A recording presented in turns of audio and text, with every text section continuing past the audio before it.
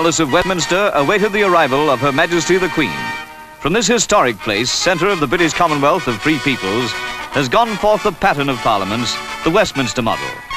In the chamber of the House of Lords were assembled the peers of the realm, their wives, and the ladies who are life peeresses. Facing them was the throne, soon to be occupied by the Queen. For this was the occasion of the state opening of Parliament. Through the royal gallery in stately procession came the gentlemen-at-arms.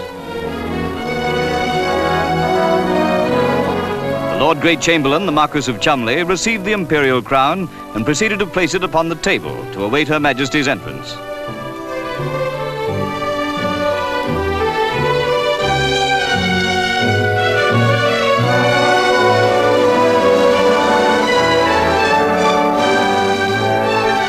That great servant of Queen and country in war and peace, Viscount Slim, received the sword of state.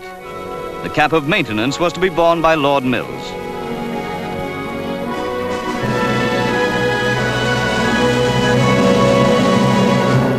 Though we were privileged to film the state opening of Parliament 2 years ago, this is the first time it has been filmed in colour.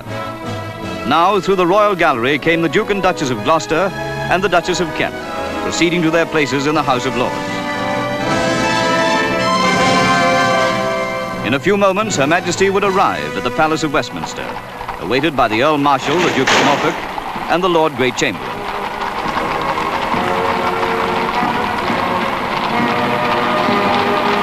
Escorted by the household cavalry, the Queen and Duke rode in the Irish coach from Buckingham Palace.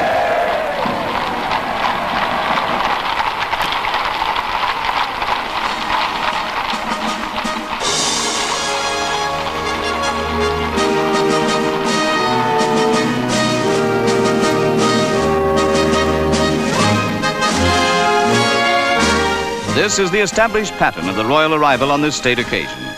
Centuries have passed since the monarch rode to Westminster to give instructions to his legislators. In the constitutional monarchy of today, the sovereign takes no part in framing the legislative program. But the opening of Parliament retains the grandeur that has invested it for centuries. Anomalously, by withdrawing from all controversial affairs of government, the monarchy has strengthened its hold upon the affections of the people.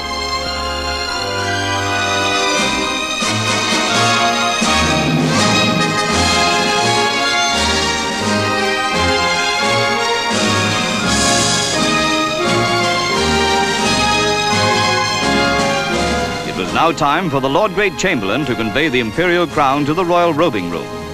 The whole ceremonial of the state opening is performed with measured dignity, befitting its long and honored tradition.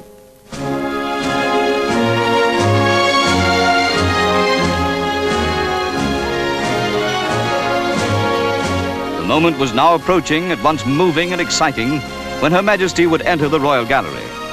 The Lord Great Chamberlain gave the signal for the doors to be opened as the Queen and Duke approached.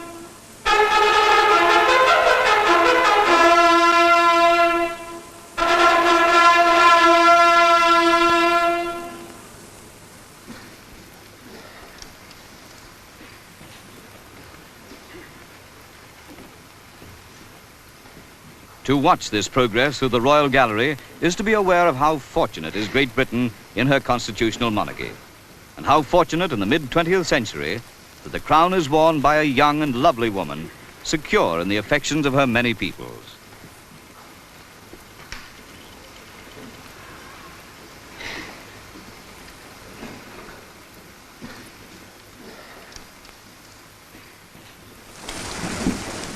The distinguished company in the chamber of the House of Lords rose as the Queen entered, slowly proceeding towards the throne from which, for the 7th time in her reign, she was to deliver the royal speech.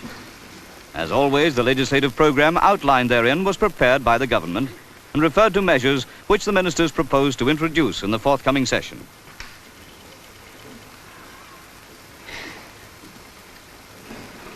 My lords, pray be seated.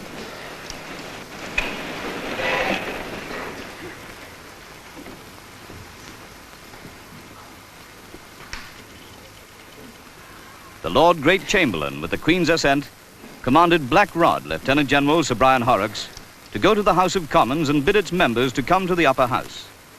The state opening of Parliament is the one occasion in the year when the Queen, Lords and Commons meet together in person. Black Rod returned, having conveyed the summons to members of the lower house.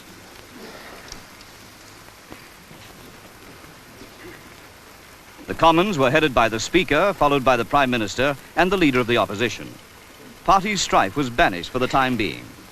All eyes in the now crowded assembly were directed towards the Lord Chancellor, Lord Kilmuir, as he placed the copy of the Queen's speech in Her Majesty's hands. In the clear tones of that voice with which the whole Commonwealth is familiar, Her Majesty graciously delivered her speech. My lords and members of the House of Commons, my husband and I look forward eagerly to the series of visits we shall make next year in the Commonwealth, where we shall renew and extend the friendships which we value so very highly. In the early part of the year, we shall visit India and Pakistan on the invitation of the presidents of those countries. And I welcome especially this opportunity of seeing for the first time something of these two great nations of the Commonwealth. My government will play their full part in maintaining the North Atlantic Alliance and the other regional pacts to which they belong. My armed forces will continue to make their contribution to the safeguarding of world peace. The friendship which links us to our great ally, the United States of America, is a powerful element in the defense of peace. Throughout the coming session, my government will continue to give resolute support to the work of the United Nations. The improvement of relations between East and West remains a primary object of their policy. In particular, they will go on working for the success of the Geneva Conference on the discontinuance of nuclear weapons tests, and will do their utmost to achieve comprehensive disarmament under effective international control. They will continue to cooperate with our partners in consolidating the European Free Trade Association. At the same time, they will work towards the political and economic unity of Western Europe on a basis satisfactory to all the governments concerned. My lords and members of the House of Commons, I pray that the blessing of Almighty God may rest upon your councils. The ceremony was now completed. The distinguished company had witnessed one more state opening, the beginning of the second session of the present Parliament. The continuity of democratic government is preserved. It is the privilege of this nation to enjoy the freedom of constitutional monarchy. Effective parliamentary government began at Westminster. It has survived the numerous changes of history and is still a model to the world.